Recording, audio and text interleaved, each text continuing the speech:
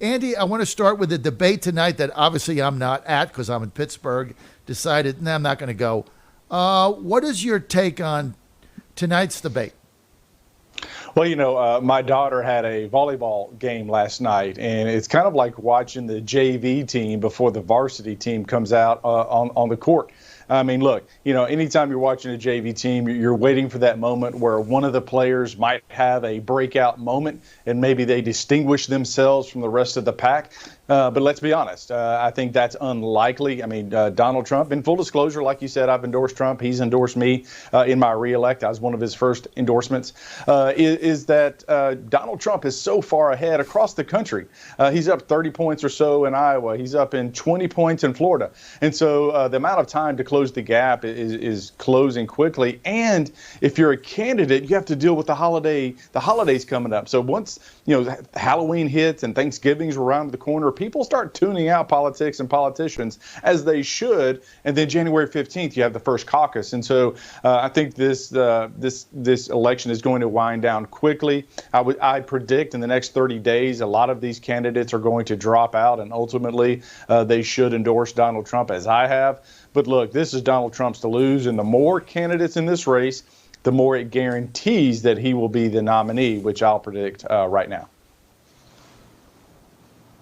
So the fact that none of them really blasted the egregious conduct of this Fanny Willis in Atlanta, Georgia, indicting all these people, many of them very good friends of mine, and she's trying to bankrupt all of them, destroy their families.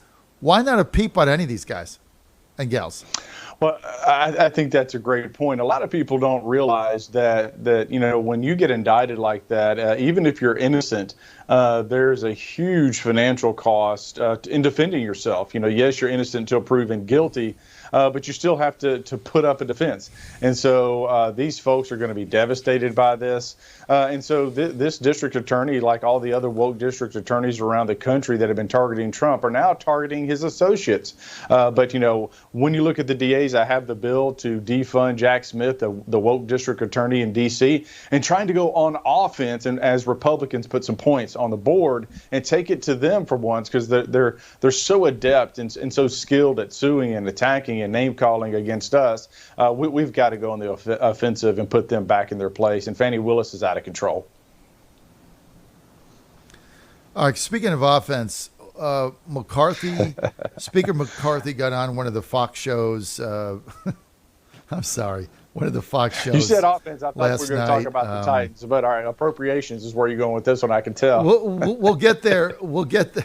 We'll get to the Titans at the end, right? But so McCarthy gets on last night and he's, babbling about impeachment or something.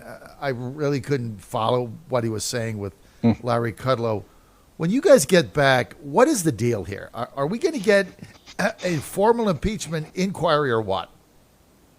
Well, I think you see two things kind of building in the House of Representatives. One is this anticipation for an impeachment fight. If I had to predict, and I don't necessarily agree with this timeline, but if I had to predict, I would say your impeachment inquiry will start after Christmas going into January. I'm ready now. I think it's go time. That's why I drafted articles of impeachment. My articles were drafted in such a way that they could be offered as a privileged motion, which is the nuclear option that forces a vote. I'm not ready to go there, but if it's not going to be clear, if we don't have a timeline, I would. Then the other fight that you have on the horizon is the appropriations battle, where they're looking at another CR, a continuing resolution. That's a Washington, D.C. business as usual, which means the American people get screwed by wasting money and waste of taxpayer dollars. So I, as a conservative, we in the Freedom Caucus and others, the coalition against another CR is growing outside the Freedom Caucus. I think you're going to see a fight when we get back in September.